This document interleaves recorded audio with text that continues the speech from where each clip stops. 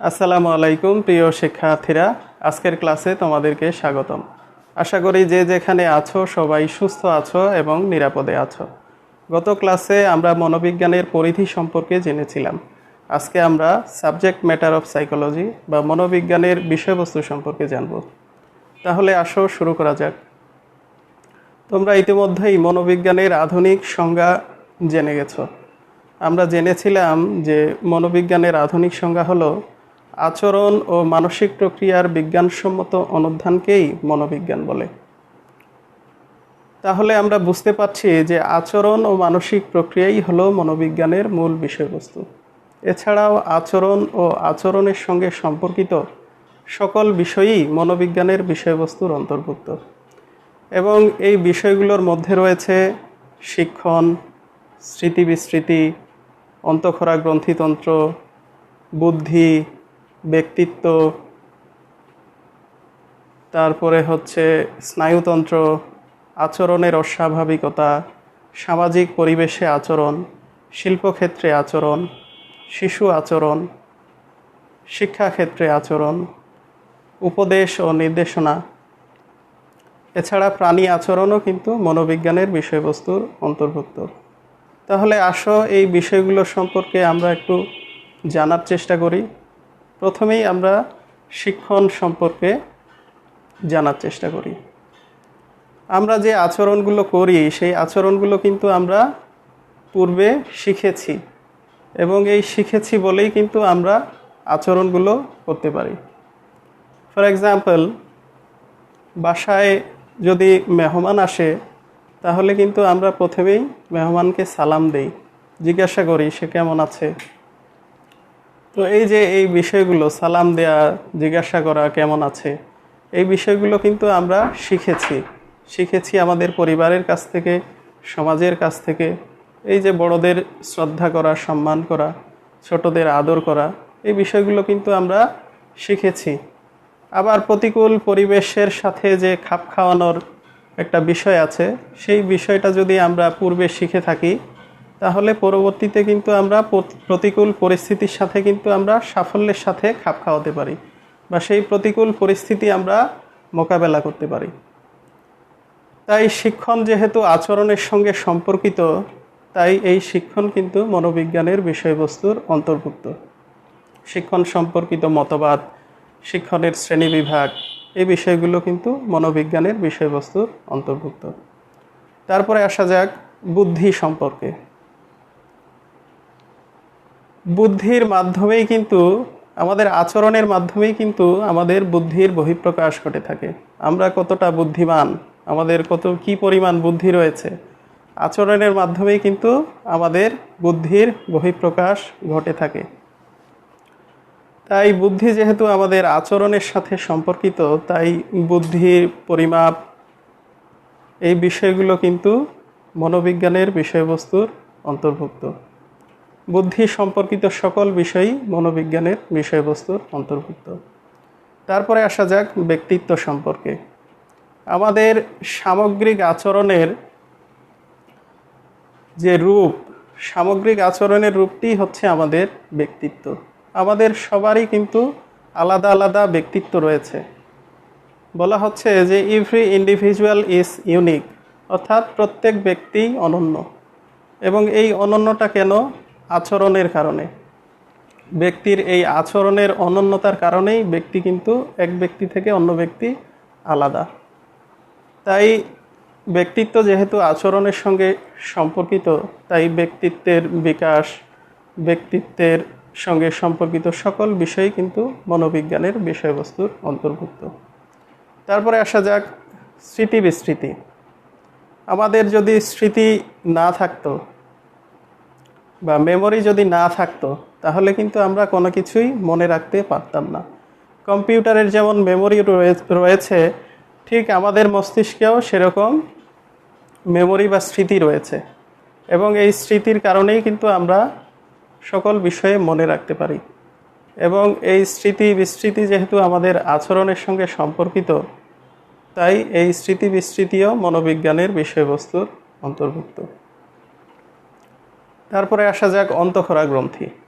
আমাদের শরীরে আমাদের যে বডি রয়েছে, হিউম্যান বডি, এই হিউম্যান বডিতে কিছু কিছু গ্রন্থি রয়েছে, এগুলোকে বলে গ্ল্যান্ডস, এন্ডোক্রাইন গ্ল্যান্ডস বলে এগুলোকে। এবং এই গ্রন্থিগুলো থেকে এক ধরনের রস নিঃসৃত হয়, যাকে বলা হয় হরমোন।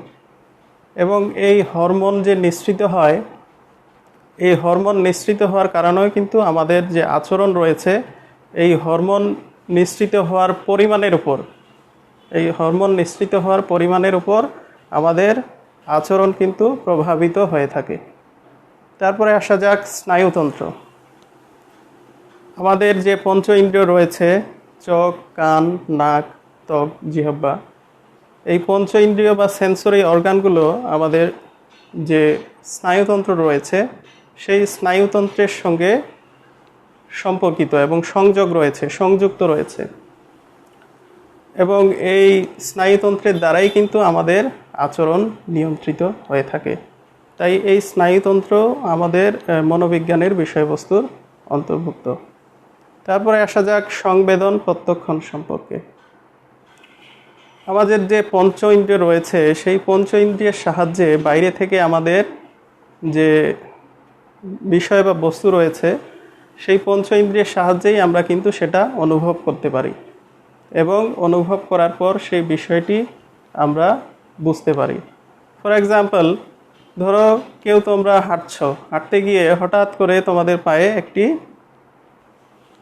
কোনো কিছু পায়ে ফুটলো। এই যে তোমাদের পায়ে কোনো কিছু ফুটলো, এটা হলো সংবেদন, অনুভব করা যে কোনো কিছু আমার পায়ে ফুটেছে। এবং তারপরে যখন তুমি বুঝতে পারলা যে এটি একটি কাঁটা আমার পায়ে ফুটেছে, তখন সেই বিষয়টি হলো প্রত্যক্ষণ। অর্থাৎ সংবেদনের যে ব্যাখ্যা, সেটি হলো প্রত্যক্ষণ।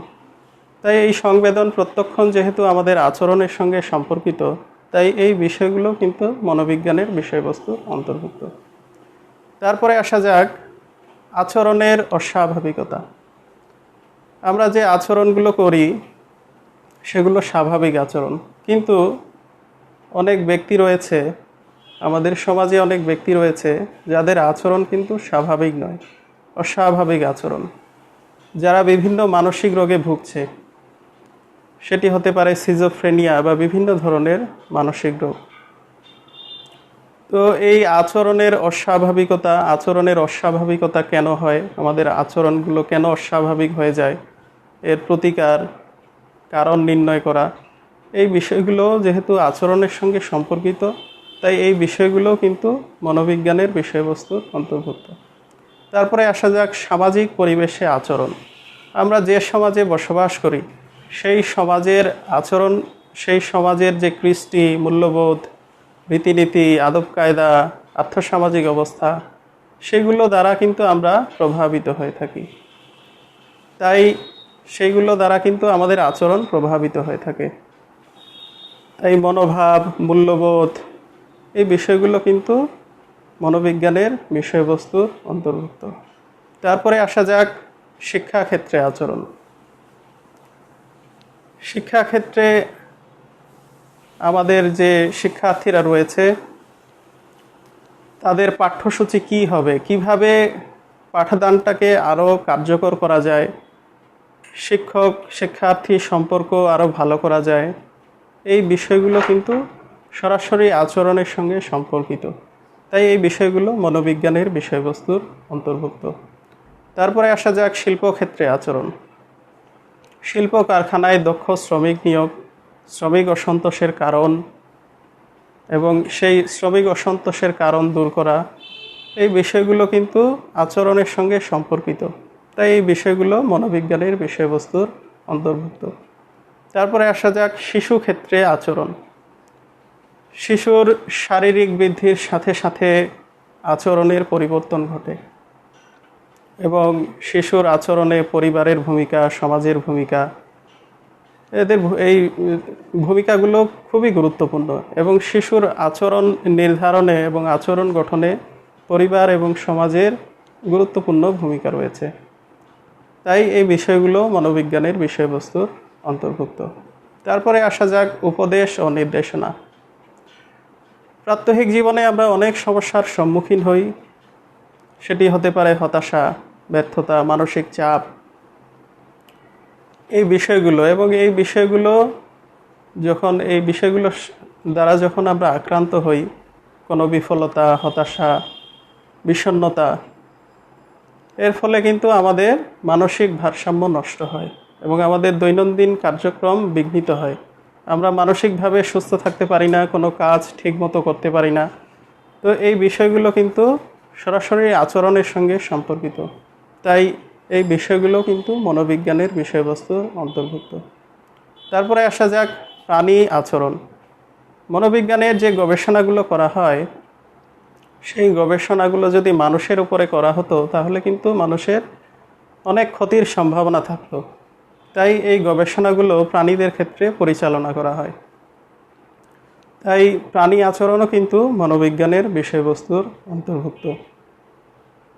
বলা যায় যে আমাদের যে আচরণ ও মানসিক প্রক্রিয়া, এই আচরণ ও মানসিক প্রক্রিয়ার সঙ্গে সম্পর্কিত সকল বিষয়ে এর যে বিষয়গুলো রয়েছে, সেই সকল বিষয় কিন্তু মনোবিজ্ঞানের বিষয়বস্তুর অন্তর্ভুক্ত। তো আশা করি বুঝতে পেরেছো যে মনোবিজ্ঞানের বিষয়বস্তু আসলে কি এবং মনোবিজ্ঞানের বিষয়বস্তুর অন্তর্ভুক্ত বিষয়গুলো কি। তো আজকে এ পর্যন্তই। ভালো থেকো সবাই, দেখা হবে আগামী ক্লাসে। আজকে এ পর্যন্তই। আল্লাহ হাফেজ।